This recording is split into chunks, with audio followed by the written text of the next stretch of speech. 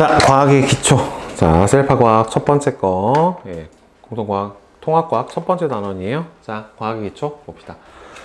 첫 번째 나오는 게 자연세계의 시간과 공간이에요. 자, 그래서 이 규모에 따른 자연 현상을 보게 되면은 크게 이 사건이나 일어나는 범위를 규모라고 하는데, 그래서 아주 작은 규모에서 일어나는 것들도 있고 아주 큰 규모에서 일어나는 것들도 있는데요. 그래서 아주 작은 규모에서 일어나는 거를 미시세계라고 하고요. 그 다음에 큰 규모에서 일어나는 거를 거시세계다 라고 얘기를 해줍니다. 그래서 미시는 원자, 분자, 이온, 전자처럼 아주 작은 입자 규모의 물질 또는 자연현상을 미시세계라고 얘기를 해줍니다.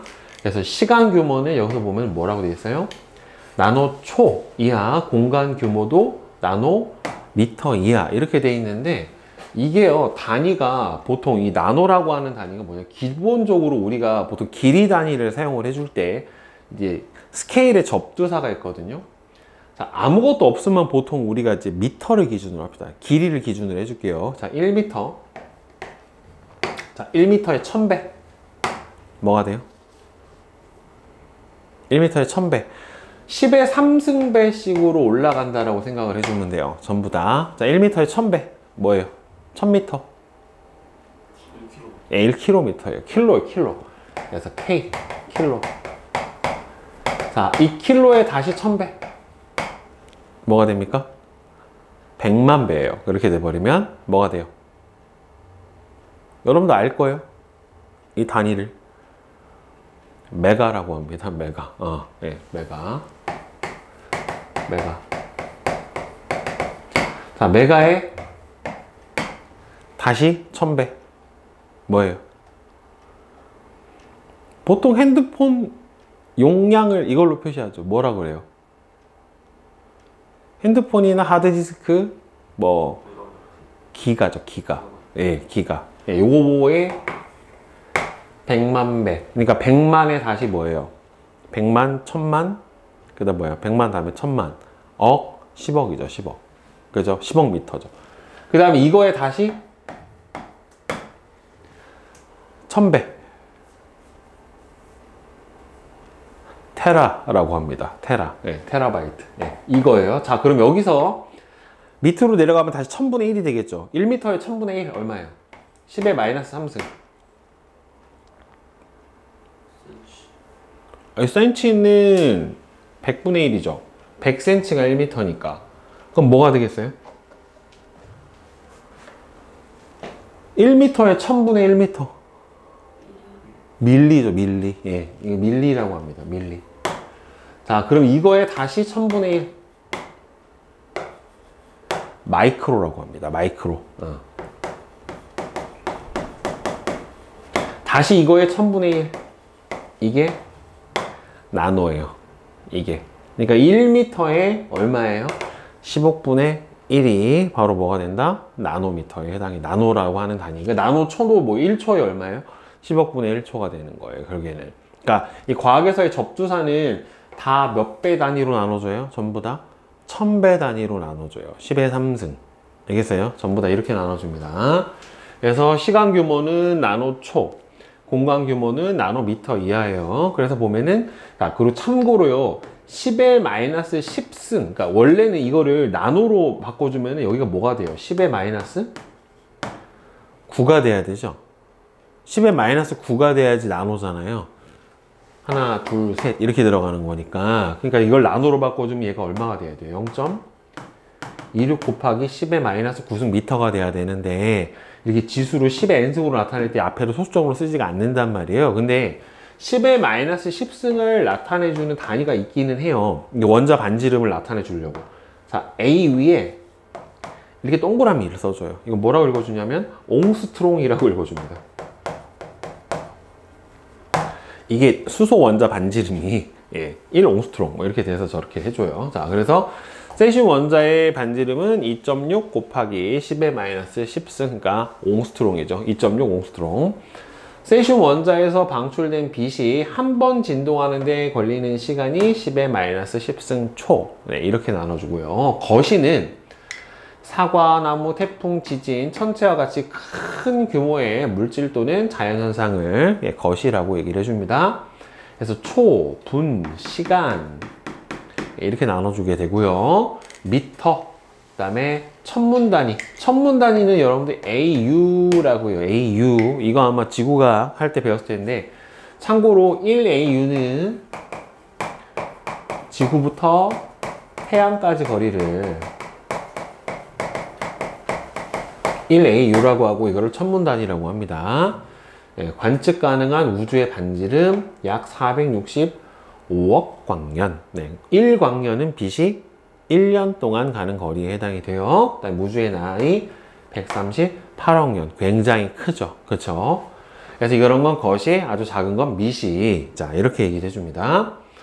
그래서 길이와 시간의 현대적 측정, 이 정확하게 기준을 가지고 표준의 값대로 측정을 해주는 것 대단히 중요해요.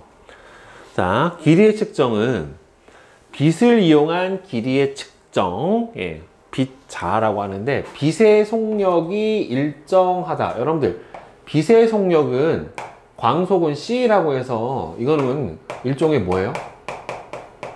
상수예요. 상수. 안 변해요. 상수값은 안 변해요. 예.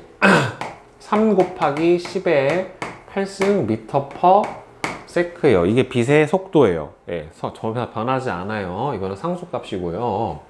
빛이 진행할 시간을 재거나 물체에서 반사돼서 되돌아오는 두 빛을 비교해서 길이를 측정을 합니다. 그러니까 빛을 여기서 왔다가 왕복하는, 여기서 빛이 나와서 어디에 반사돼서 되돌아오는 데 걸리는 시간이 t예요. 그럼 빛의 속도에다가 왕복 시간 t를 곱해준 다음에 2로 나눠주면 이게 편도 거리에 해당이 되겠죠. 결국에는. 그지? 자, 그 다음에는 위성 위치 확인 시스템 GPS라고 합니다. 인공위성을 이용해서 정확한 위치를 측정을 해주는 건데, 위성 신호를 이용해서 위치를 측정을 하는 기술이에요. 최소 위성 몇 개가 필요하냐면 3개가 필요합니다. 3개의 위성이 서클을 그려서 그 서클 딱 가운데 들어오는 지점으로 위치를 측정을 해주는 거예요. 여러 개의 위성을 사용을 할수록 정확도는 올라가겠죠. 넓은 영역뿐만 아니라 아주 미세한 이동거리도 측정을 할 수가 있기 때문에, 여러분들 GPS 이용해서 여러분들 뭐 씁니까? 내비게이터를 사용을 하죠. 구글 지도에서 길 찾기 하는 거 다 GPS 내비게이션을 이용을 해주는 거예요. 시간의 측정은 1초에 91억 926만 1770번 진동하는 세슘 원자시계라는 거 하는 걸 이용을 해서 정확하게 시간을 측정을 해줍니다. 지금은 원자시계라는 걸 사용을 해줘요. 그래서 이 정확한 측정 기술이 발달을 하는 거는 굉장히 의미가 있는데, 눈에 보이지 않는 바이러스를 발견을 하고 아주 작은 단위도 측정을 할 수가 있기 때문에 뭘 사용해서? 전자 현미경을 사용을 해서 외부 은하를 이해하는 등 인간이 자연을 이해하는 범위가 확대가 되었습니다. 왜? 뭐 이게 더 정확한 외부에서 관찰할 수 있는 우주 망원경을 만든다던가 하는 거죠. 그 다음에 반도체 공정, 의료 진단, 우주 탐사 등 아주 다양한 분야의 정밀 측정이 활용이 되어 과학기술 발전에 영향을 주었고, 정확하게 뭔가의 양을 측정을 한다라고 하는 거는 과학에서 아주 대단히 중요한 이야기에 해당이 돼요. 자, 그러면 밑에 나온 기본 양하고 단위 봅시다. 자, 보세요. 요거 중요해요. 기본 양과 단위. 물리량. 자, 시간이나 온도, 자, 거리나 질량과 같이 측정해서 대상을 숫자로 나타낼 수 있는 양이 물리량이에요. 그러니까 물리에서 측정할 수 있는 양이 물리량인데, 물리량은요 크게 스칼라 양이라고 하는 거랑 벡터량이라고 하는 걸로 크게 두 가지로 나눠볼 수 있어요. 스칼라는 크기만 있는 물리량이고요, 벡터량은 크기의 방향까지 포함하는 어느 방향으로 얼마 이렇게 크기의 방향까지 포함하는 물리량이에요. 그래서 그냥 단순 스칼라 양에 해당이 되는 게 뭐냐면은 길이, 질량, 부피, 시간 뭐 이런 것들은 예, 바로 스칼라 양에 해당이 되고요. 벡터는 여러분들 알고 있는 것 중에 뭐가 있냐면 속도, 힘, 가속도, 뭐 변이, 예, 뭐 운동량, 예, 충격량, 예, 이런 것들이 바로 예, 어느 방향으로 얼마에 해당하는 방향까지 포함하는 벡터량에 해당이 됩니다.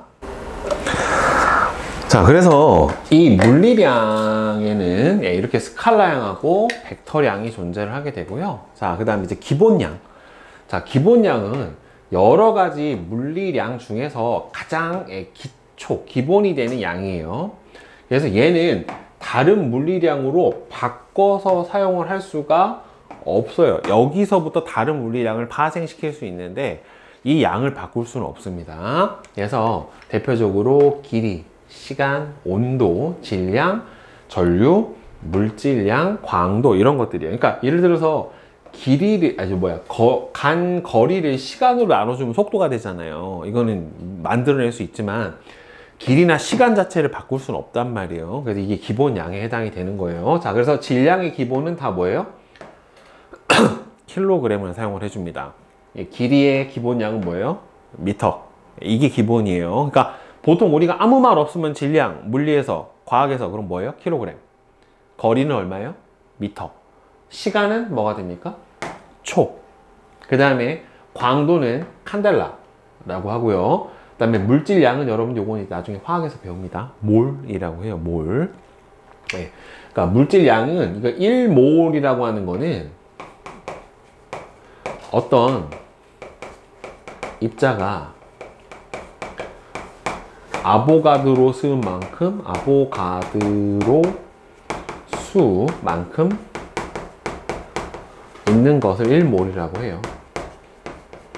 자, 그럼 이 아보가드로 수는 얼마냐면은 6.02 곱하기 10의 23승계만큼 있으면 아보가드로 수고 이거만큼이 1몰이다 라고 얘기를 해줍니다. 이거 나중에 아주 지겹게 배워요. 자, 그 다음에 온도는 여러분들 뭘 써요?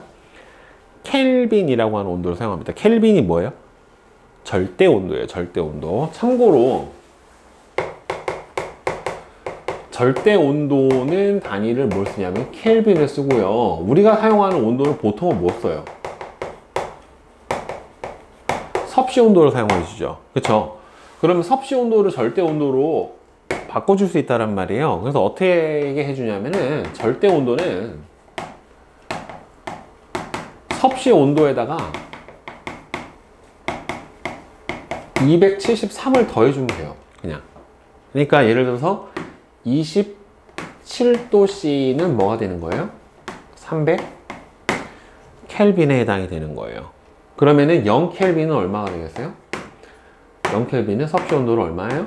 마이너스 270 예, 3도씨 네, 이렇게 되는 겁니다. 알겠죠? 네, 그래서 보통 과학에서는 전부 다 뭘 사용해요? 네, 켈빈이라고 하는 온도를 사용을 해주고 전류의 단위는 뭘 씁니까?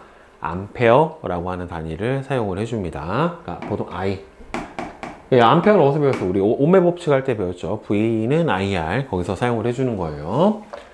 자, 그래서 단위는 기본 양을 측정을 해서 값으로 나타낼 때의 기준이에요. 그래서 전 세계적으로 표준화된 단위인 국제 단위계인 SI라고 하는 거를 사용을 해줍니다. 국제 표준 단위가 바로 지금 여기 보이는 요거예요. 네, 자, 뭐 스탠다드 인터내셔널이겠죠. 자, 그래서 그다음에 유도량은 이 두 가지 이상의 기본 양을 가지고 유도된 물리량이에요. 나중에 한번 시험에서 기본량하고 유도량하고 구분하는 문제가 나오겠죠. 결국에는. 자, 기본량 이외에도 자연을 나타낼 때 자, 속력, 부피, 농도 등의 물리량도 필요해요. 그래서 속력, 부피, 밀도, 넓이, 가속도, 힘, 농도, 압력 등등등등 해서 기본 양으로부터 나타낸 거예요. 그러니까 이거는 단위가 보통 뭐로 나타내요? 그러니까 두 가지로 나타내요. 뭐 퍼 아니면 곱 이런 식으로 미터 퍼 세크 아니면은 뭐 뉴튼 세크 이런 식으로 해서 그래서 각 유도량을 곱하던지 나누던지 해가지고 보통 기본량을 곱하던지 나누던지 해서 유도량을 나타내 주게 되는데 각 유도량을 정의하는 데 사용한 기본량의 단위의 조합으로 나타내 줘요. 그래서 속력은 자 단위 시간당 뭐뭐 당이면은 이 당이 뭘로 가요? 밑으로 가요. 분모로 가요. 그래서 단위 시간당 이동 거리. 그래서 보통 미터 퍼 세크 유도량이죠. 부피는 여러분들 알다시피 어떤 물체의 정육면체면은 육면체면 가로 그러니까 밑변 곱하기 뭐예요? 높이 값이잖아요. 그렇죠? 미터에 해당이 되겠죠. 그렇죠? 그래서 세제곱 미터라고 하는 단위를 사용합니다. 보통 이제 뭐 밀리리터나 리터를 사용을 하기도 하지만 일단 밀도는 단위 부피당 질량이잖아요. 그 부피가 어디로 가야 돼요? 밑으로 가야 돼요. 분모로 가야 되는 거예요. 그래서 킬로그램 퍼 세제곱 미터 해서 밀도를 나타내 줍니다. 그래서 아까 선생님이 설명을 했던 게 바로 이게 단위 접두어예요. 아까 써드렸죠. 여기서는 뭘로 가요? 1000배씩 가요. 킬로, 메가, 기가, 테라. 그 다음에 여기서는 어떻게 돼? 10의 마이너스 3도 1000분의 1로 갑니다. 밀리, 마이크로, 나노보다 더 작으면 뭐가 돼요? 피코가 돼요. 요 사이에 선생님 뭐가 있다라고 했어요? 10의 마이너스 10승으로 뭐가 들어있다? 옹스트롱이라고 하는 단위를 사용을 해주고 우리가 이제 여기서 요 사이에서 사용하는 게 센티는 뭐가 돼요? 10의 마이너스 2승 100분의 1m잖아요. 그죠? 그 다음에는 데시리터 할 때 쓰죠. 그죠? 그래서 10의 10분의 1이에요. 10배는 뭐예요? 데카라고 하고요. 100배는 헥토라고 하는 걸 사용을 합니다. 여러분들이 이 헥토라고 하는 단위 어디서 들어봤어요? 산불이 나거나 오늘 또는 뭐 비가 너무 많이 와서 침수됐었을 때 농경지 몇 헥타르라고 한단 말이에요. 아니면은 중심기압 뭐 980 헥토파스칼 할 때 태풍의 세기 같은 거 나타날 때 그 앞에 쓰는 헥토파스칼 또는 헥타르 앞에 쓰는 접두사가 요 헥토라고 하는 바로 접두사에 해당이 됩니다. 알겠죠? 저런 접두사를 이용을 하기도 해요. 왜 그러냐면은 1000배로만 나타나기엔 너무 급간이 큰 거예요. 그래서 조금 세분화해서 만들어낼 수 있는 구간을 만들어냈다라고 보시면 됩니다. 오케이? 자, 측정과 어림 봅시다. 측정. 어떤 대상의 물리량을 기준이 되는 양과 비교해서 수치하고 단위로 나타내는 것을 이제 측정, 잰다라고 해주는 거고요. 물체의 질량, 길이, 부피 등 어떤 양을 다 측정을 해서 재는 활동이에요. 정확하게. 그래서 양을 측정을 할 때 적절한 측정 단위랑 측정 도구, 뭐 자를 사용을 한다든가 부피 플라스크를 사용을 한다든가 여러 가지 저울을 사용을 한다든가 도구를 사용해 주고요. 그 다음에 어림은 측정 도구 없이 대충 현재 알고 있는 정보를 이용해서 논리적으로 근사값을 얻는 거예요. 뭐 내 한 뼘의 길이가 얼마니까 뭐 대략 몇 뼘이다. 아니면 부피가 이 정도면 대략 어느 정도 될 것이다 라고. 그래서 예를 들어서 볼링공 무게를 재는데 양팔 저울을 쓸 수는 없잖아요. 그러니까 대략 물체가 어느 정도 질량이 나갈 거니까 어느 정도의 저울을 사용해야 될 것이다. 얘가 뭐 몇 킬로는 넘을 것 같으니까 이거 이상 잴 수 있는 거를 사용해야 될 것이다. 이렇게 하는 게 어림이에요. 그래서 적절한 단위랑 도구를 사용한 측정 경험이 많을수록 더 정확하게 어림을 할 수가 있다. 뭐 오래 뭔가를 만들거나 제작한 장인들은 손이 저울이잖아요. 딱 쥐어보기만 해도 대략 얼마인지 알잖아요.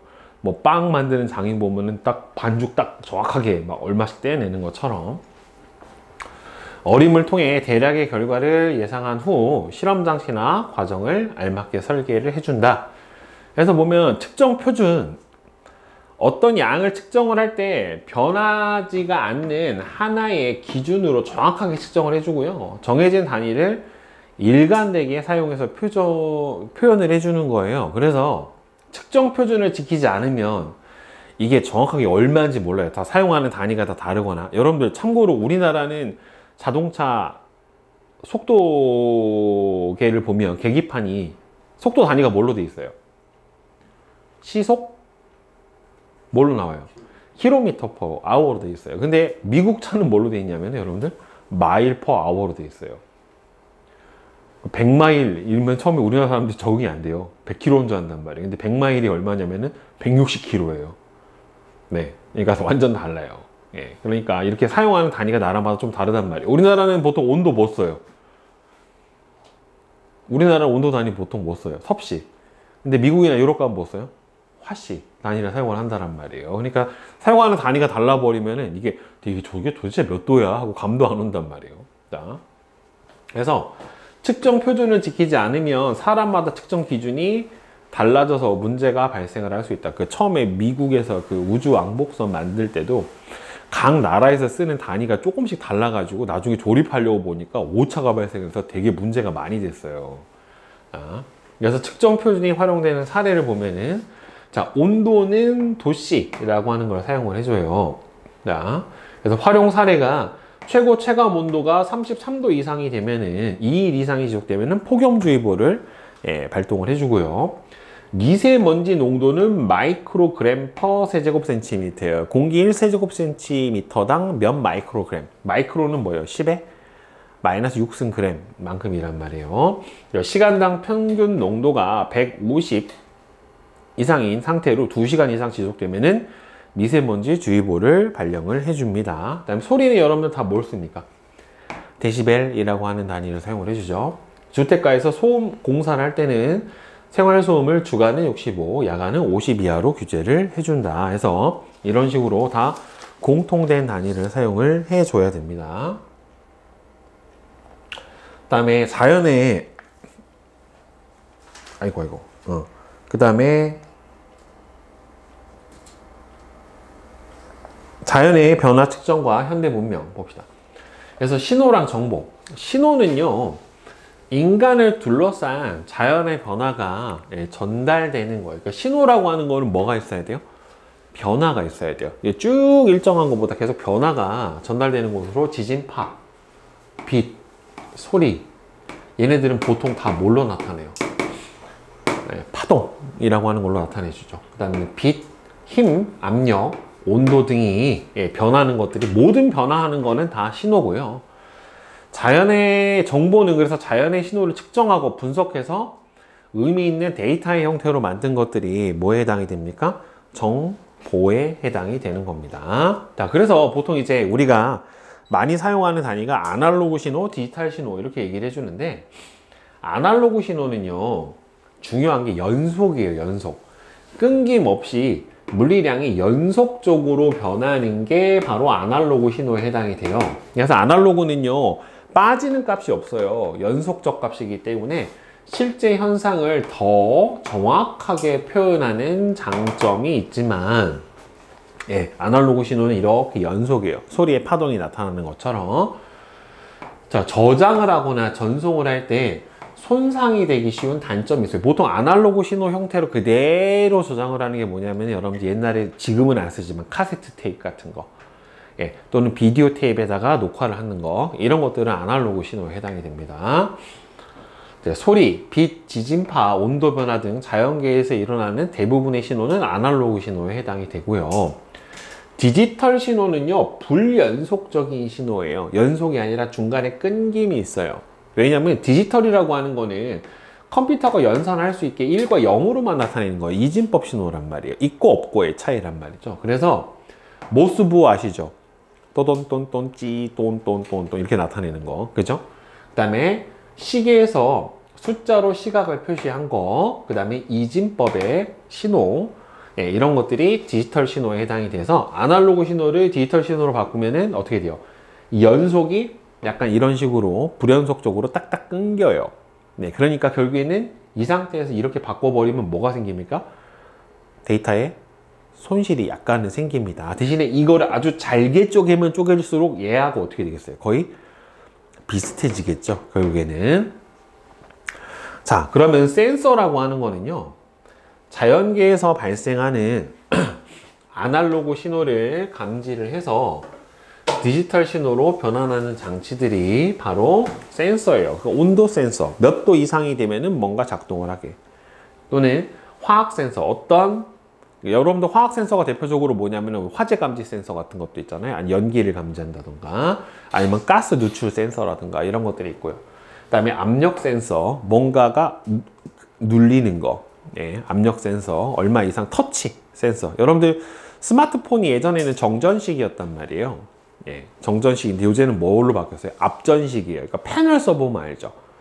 펜 같은 경우 보면은 예전에는 손이 닿으면 안 됐단 말이에요. 정전식 터치이기 때문에 정전기로 쓰는 거기 때문에. 근데 요새는 손이 닿아도 상관이 없잖아요. 그렇죠? 아이펜 같은 경우 보면은 그냥 꼭 눌려지기만 하면 써진단 말이에요. 그 다음에는 가속도 센서, 가스 센서, 이온 센서, 소리 센서, 광 센서, 빛을 감지하는 여러 가지 센서가 있고요. 얘네들이 아날로그 신호를 받아가지고 디지털 신호로 변화를 해줘요. 그러면 장점은 정보를 뭐 할 수가 있냐? 압축을 할 수가 있어요. 그러니까 아주 큰 용량을 작게 만들어낼 수 있어요. 압축을 할 수가 있고요. 잡음이 거의 없는 선명한 신호를 만들어서 멀리까지 전송을 할 수가 있고요.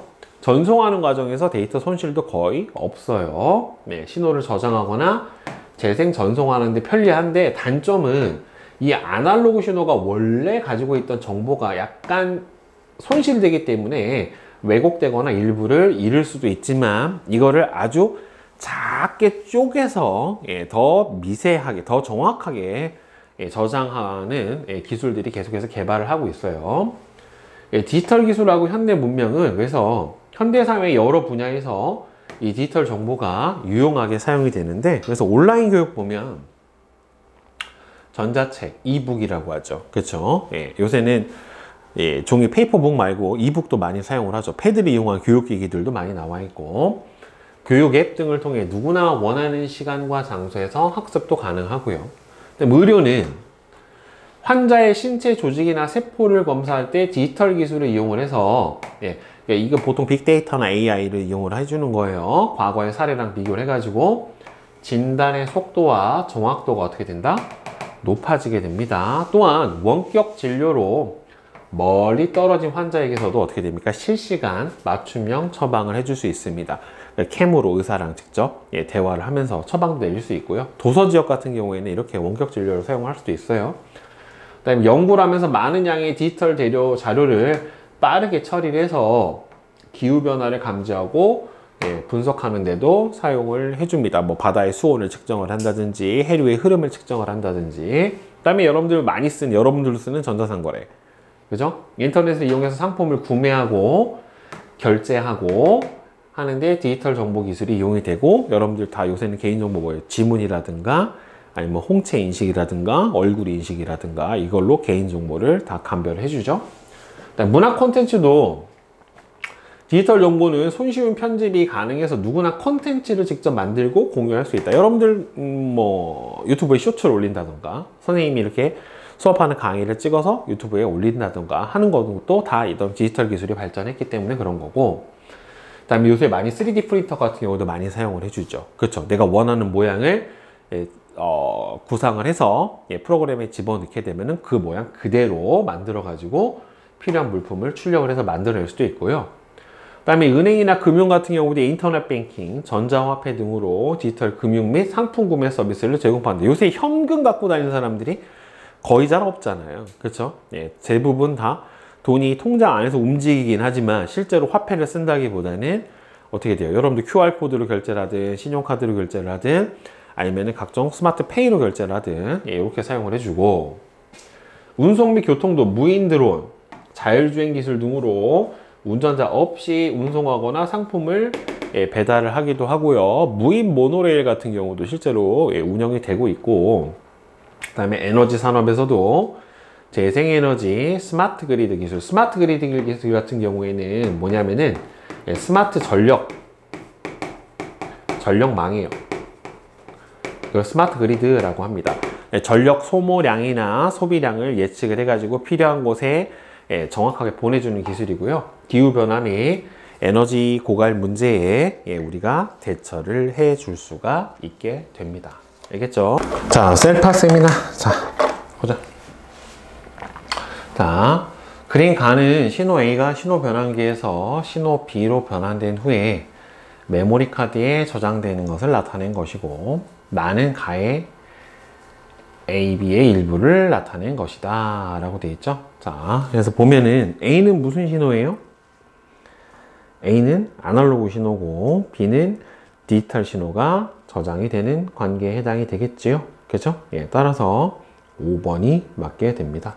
그죠? 네. 자, 그 다음에 뒤에 내신 기출 문제 풀어보자. 1번에 4, 2번에 1, 3번은 3, 4번에 4, 5번에 4. 질문 있어요? 없어요? 자, 그 다음에 내신 실전 문제 1번에 3, 2번에 4, 3번에 2, 4번에 3. 자, 그 다음에 5번에 4, 6번에 1, 7번에 2, 8번에 2, 9번에 5, 10번에 1. 자, 그 다음에 서술형.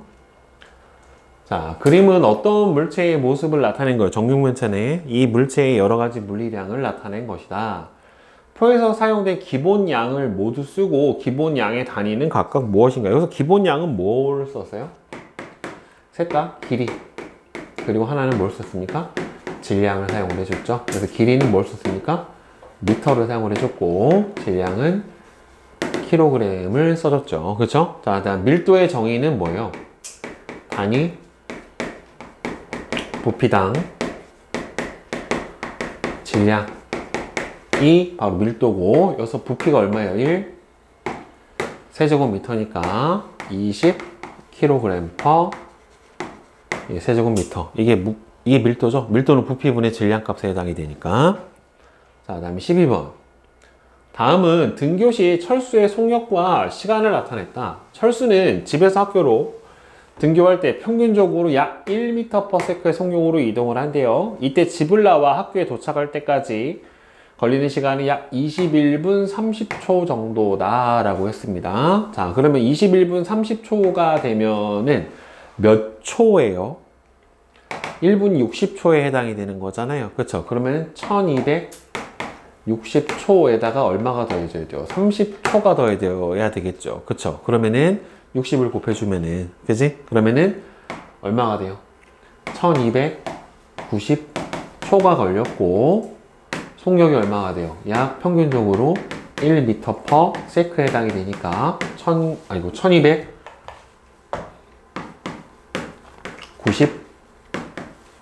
미터를 이동을 했다 라고 써주면 되겠죠.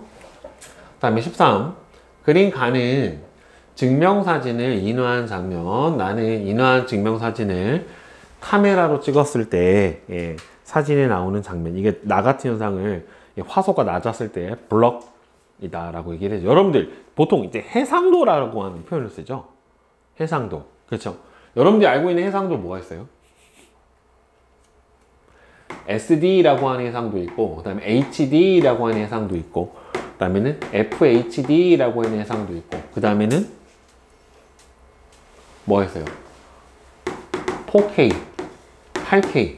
뭐 이게 해상도가 이렇게 나타낸단 말이에요. 화질이라고 보통 얘기하잖아요. 이게 FHD고, 이게 4K, 8K 이렇게 나타내는데, 보통 FHD가 1920 곱하기 1080이 이게 FHD예요. 이게 무슨 소리냐면 가로 세로 화면을 1920 곱하기 1080개로 나눠준 거예요. 그러니까 가로 세로를. 그러니까 이게 하나를 그래서 뭐라고 하냐면 픽셀이라고 하는데, 이 픽셀 수가 많으면 많을수록 어떻게 되겠어요? 더 선명하게 나타나요. 해상도가 좋다라는 소리는 같은 공간을 얼마나 잘게 쪼개서 화상을 표시를 해주느냐, 이게 보통 해상도에 해당이 돼요. 자, 그래서 가와 나를 비교할 때 알 수 있는 디지털 변환의 단점은 뭐에 손실이 생길 수가 있다? 데이터, 원본의 데이터 손실이 발생을 할 수 있다. 네, 이렇게 볼 수가 있겠죠. 그죠? 네. 그러니까 이거를 이렇게 하면 약간 블럭 현상이 나타나. 특히나 이렇게 좀 화질이 안 좋은 사진을 확대해 보면 약간 깨지는 이런 현상이 나타나는 게 바로 저런 것 때문에 그래요. 자, 질문 있으세요? 질문. 내신 실전 문제 질문 없으십니까? 네.